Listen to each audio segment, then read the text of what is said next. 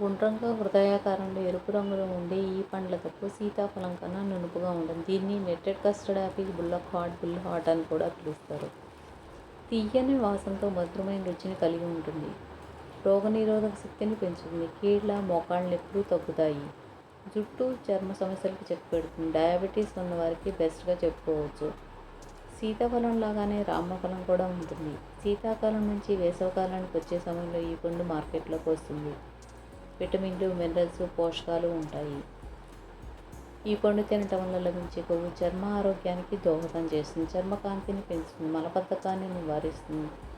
సహజ antibiotic, anti bacterial గుణం కలిగిన రామఫలం విరోచనాలను నియంత్రిస్తుంది. న్యూమోనియా, టైఫాయిడ్ వంటి అనారోగ్యాలకు ఔషధంగా పనిచేస్తుంది. వీటిలో ఉండే పొటాషియం శరీరంలోని ఎలక్ట్రోలైట్ బ్యాలెన్సింగ్ ఏజెంట్గా పనిచేస్తుంది. కండరాల పెరుగుదలకు దోహదం చేస్తుంది. కాల్షియం ఎముకలకు సత్తువనిస్తుంది. రామఫలం చర్మ సౌందర్యానికి బాగా పనిచేస్తుంది. దీని గుజ్జును ఫేస్ ప్యాక్లా వేసుకుంటే నలుపు మచ్చలు పోతాయి. రామఫలంలో ఉండే ఫైబర్ జీర్ణ వ్యవస్థను ప్రోత్సహిస్తుంది. పేగులను శుభ్రం చేసి జీర్ణాశయ ఆరోగ్యాన్ని కాపాడుతుంది.